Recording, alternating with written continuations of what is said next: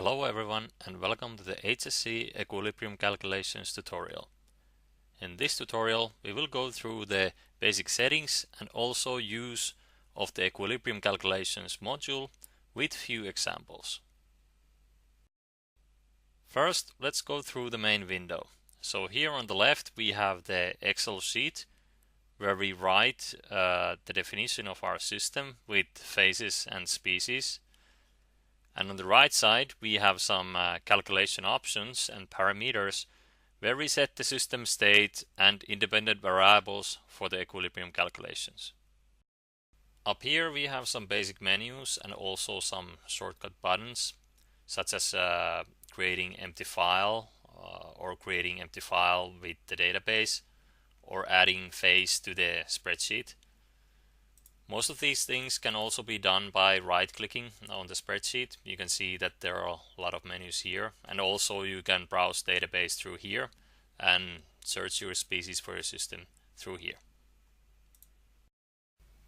So let's start with a simple example where we study the formation of ammonia gas in the presence of nitrogen and hydrogen when we change the temperature and pressure. So I write the species here, and as you can see the equilibrium module gives or predicts the species that you are writing there. So if I write now ammonia gas, it will suggest me these kind of species, and I can select what I want with the arrows and enter. Okay, so now I have defined all the possible species. I rename my phase. Okay, and now I have all the required species for my system. I define some initial amounts here. Okay, and that's it. Now I have defined the possible species and the initial amounts. So next we define the calculation options and also the system state and independent variables for our system. So if we start up here, we have the calculation mode, and by default this is set as normal, and in most cases this is the correct choice. So there are some other calculation modes here, but we don't go through them in this tutorial. If you want to check them, you can use the help here. Then we have the step mode, which is important if you want to add some species during the calculations or remove some species during the calculations from the system. And if I check what we have here, we have either we have two add amounts, so either you add some set amount each step, or you say what is the final amount, and then the program will calculate how much needs to be added each step. And then we have these remove options here. If you want to remove some particular species or phase from the system, you can use these options. And again, rest of these are more advanced features that if you want to look into them, you can check from the help. We also have these allowed iterations here, and if we want to do the iteration calculations, we can select it, but in this case we don't need it. Then we have the user-defined parameters, where we say which of these parameters we want to set for the system. So in this case, when we want to study the temperature and pressure, we select this NTP. Then we select the number of independent variables, and we have the option of selecting 0, 1 or 2. If we select 0, then that means that we cannot define the state change for any of these. We just define one single state for the system, and then when we calculate and we press this show chart, it shows us the result of that single point what we set. So we said that the temperature is 25, pressure is 1, and we get the results here. Okay. So next, let's try to set the number of independent variables to 1, and let's change the temperature from 25 to final state of 1000. Here we say how many steps we want to have between that, so I'll select 51. The pressure I set to 1 bar, and then I calculate and show chart. Now it gives me this kind of a dialog where I select what I want to see in the chart. So in the x-axis I want to see the temperature, yes, and then I want to see the equilibrium amounts in the y-axis. So I press finish and I get this kind of image. So now I can see that when I change the temperature, then the system will change. According to the thermodynamical equilibrium, the system will change like this. And here I can filter out different species from the system, or I can just select some particular phases here. Now we only have one phase, so I can only select that one. I can also filter out with elements here. And as for the chart, I can zoom in, zoom out, or I can change the axis here by dragging this dot over here, or I can just click on the chart and then move around. And also there is this menu button over here where I can get more options for my chart. So I can refresh here if I somehow distort the image or zoom outside of any known range, then I can easily here refresh the chart. I can copy the chart, and also there is this format chart menu where there is a lot of options for the chart. So there is the general options, then for the axis, legend box, for the line series, and so on. So you can customize your chart with these menus as you like. Okay, so now I go back here and then I close this. Okay. Now at this point, let's check one very important thing regarding the equilibrium calculations. So as in the beginning we set the phase and the species for the system, but we also have the phase type over here. And if I click it, I can get this drop down here where I can select the phase type for my system. And it is very important to know which type your system is, or the phase. So for example, in this case I have the gas phase where everything is mixed, so I use the mixture phase. But for example, for solid phase, often you might want to use the pure type. So if just for example we check how does the chart look with the same system state, and we compare it to the previous one, we can see that we get very different chart here. So we get sudden changes here after before 200 degrees of Celsius. So the chart looks very different, and it means that the results are very different. So it's very important to always remember to check this phase type so that for each phase it is correct. And usually mixture, pure, or aqua is used. This aqua is for the water phase, and it uses these picture parameters and calculations to estimate the activity coefficients of different ions in the system, and it is used for the water phase only.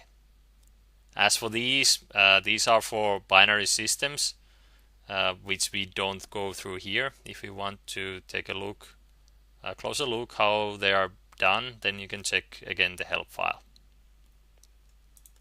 But the most important thing is to remember that mixture pure and aqua, those are the most relevant ones.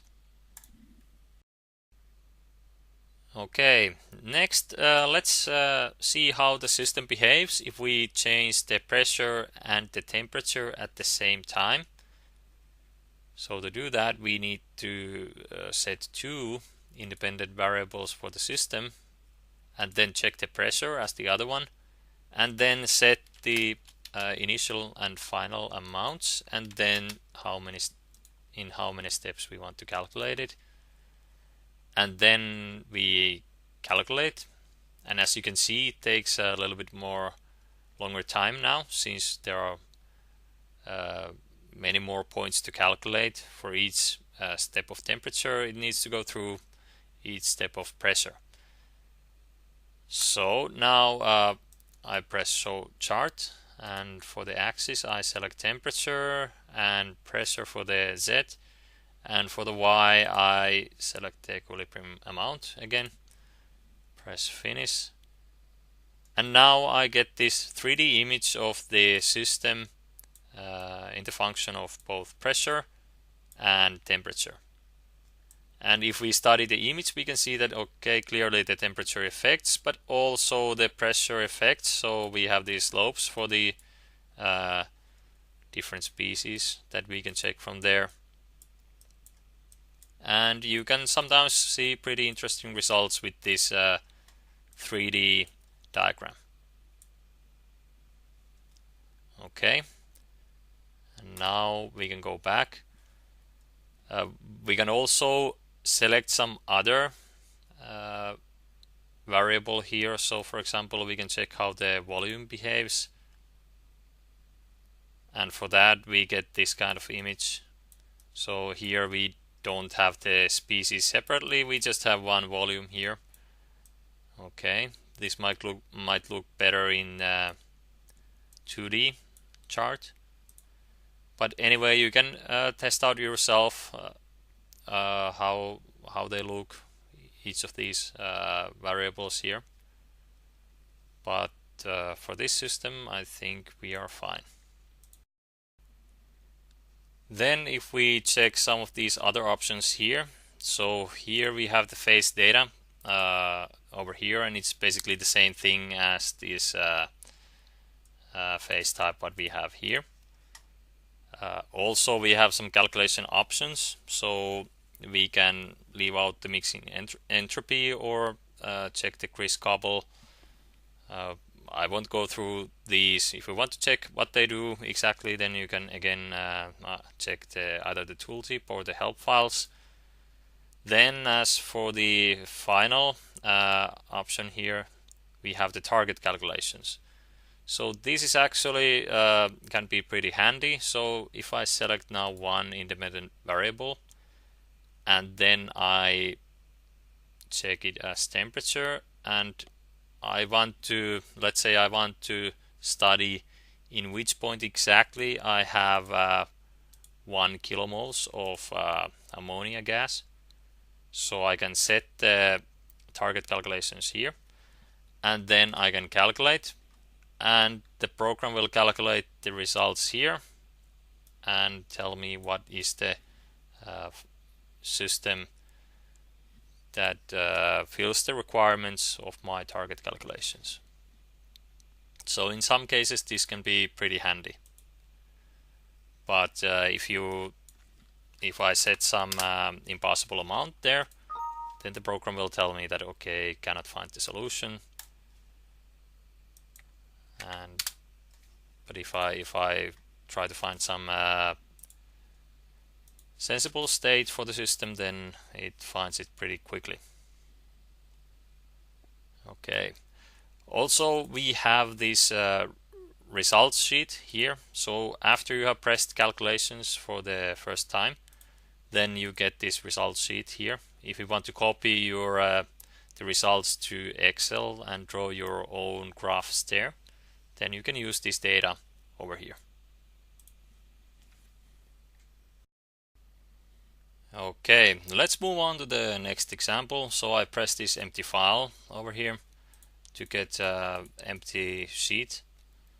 And then let's see how does the Aqua phase type work. So I write the system here, and let's study how for example, how the sulfuric acid dissolves in the water and how the ions behave there. So I write the species of the sulfuric acid. Okay, and then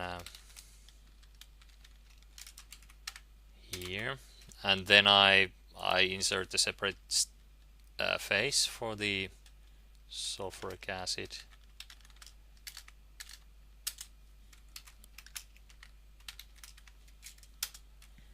Okay, and now because I have a water phase over here, I write Aqua there, and then I set the phase type as Aqua. So now you can see that the activity coefficients are grayed out, so the user cannot change them now because the program will estimate these the activity coefficients of all these species in the system now. And as for here, well, it doesn't matter. I can change it to pure because there is only one species. It doesn't really matter what phase type I have there. Okay, so let's say that we add some sulfuric acid and we want to study how the ions behave or how it dissolves into the system. So we check the NTP, and then we want to have the step mode as add amount, yes, and the independent variable should be the X amount. So this lets us write a value here.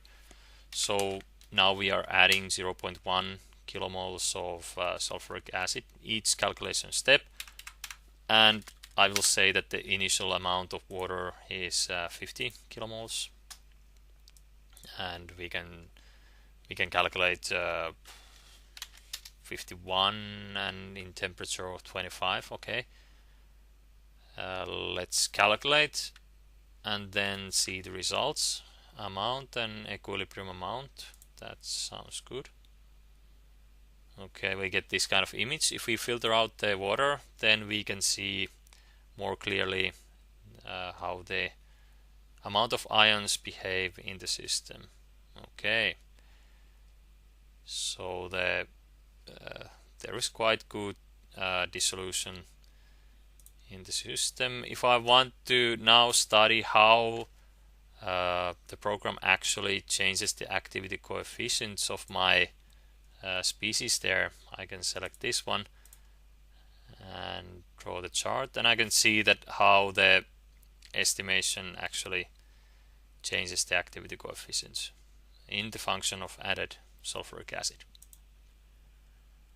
Okay, then finally I can also check the pH of the system, and I can see that the more we add the sulfuric acid, the lower pH we get, which makes sense in this case.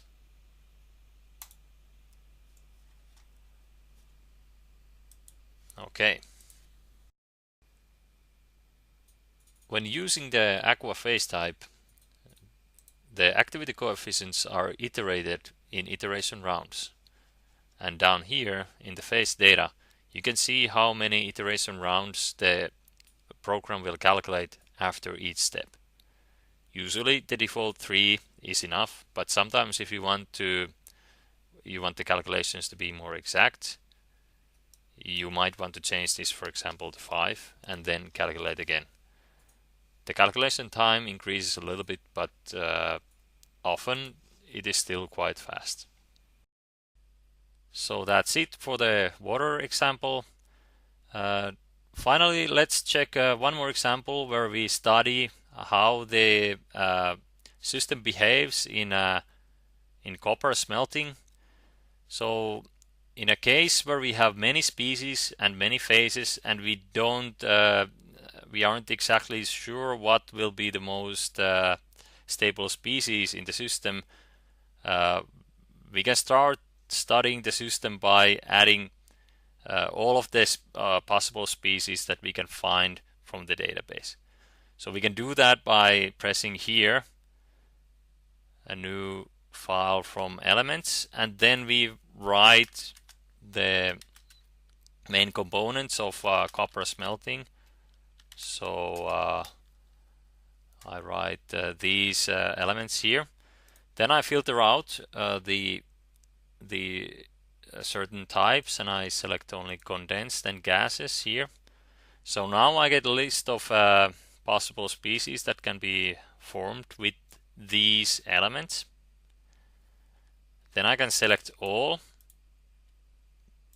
but let's say that I don't want to select these. I only want to select the default species and not some different crystal structures, for example.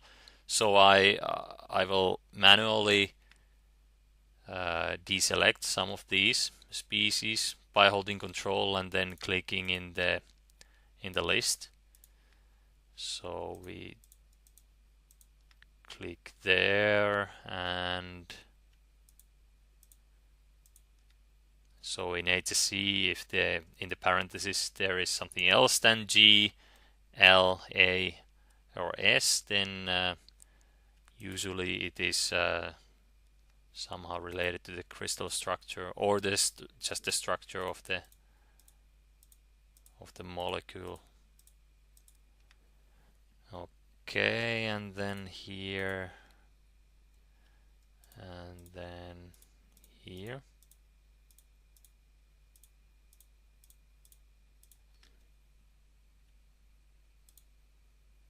Okay, then I right click and import selected species. I get them here. I press the import species, and now it will ask me how I want to get them to the equilibrium calculations. I want the program automatically separate them to phases. I press OK, and that's it. Now I got pretty long lists of species here in the list. Next, I will check the phase types of each phase. So for gas, a mixture is fine. For molten sulfide and oxide phases, mixture is fine, and the same for the pure. Then I will set some initial amounts. So we got some chalcopyrite and then some pyrite here. And then I want to study how the system behaves in the smelting when I add oxygen and silica into the system. So I will define state change for X amount, and for the oxygen I will add 2 kilomoles per step, and the same for the silica. Okay, and then I need to set the temperature correctly, so I will set, let's say, 1300, and number of added steps is 100. Okay, and then let's calculate and see what are the results. And amount and equilibrium amount sounds good. Okay, so we get this kind of image. Now, because we have so many species here, it might be a good idea to filter out the system a little bit. So I check phase by phase. For the gas phase, I can see, okay, these kind of results. Then the sulfide phase, I get these results. And this is pretty interesting. I can see from here the formation of matte here. So something like this actually happens in the copper smelting, in the smelting phase. And then for the oxygen or the oxide phase, I get some silica here. Okay, and then for the pure phase, okay, I cannot see anything there. Okay, but Anyway, I can also check the phase amounts by taking this one and then checking how the phase amounts change. So as expected, I get less or more oxide phase because I get more silica, and also the sulfide phase decreases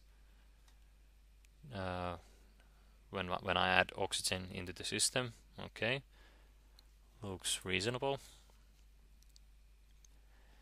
And then if I want to adjust the system a little bit, for example, I know that I get firelight a little bit more, I can manually adjust the activity coefficients a little bit. So I can decrease the activity coefficients, and let's see, do I see the formation of firelight in the system now? If I select the oxide phase, now I get it here, this faint line over here. So if I take the silica out, then I can get this formation of firelight visible here in the image. Okay. So of course, again, these are calculated with the thermodynamical equilibrium and just with some main components. So these results, of course, don't necessarily represent the real life scenario, but at least you can quite easily study some preliminary behavior of the system. If you have some ideas what kind of elements are available there, and also have some idea of the system state. Okay, so that's it. So now you should be able to use all the main functions of the equilibrium calculations module, define your own systems and set the correct calculation parameters for the system. And that's it for this tutorial. So thank you for watching.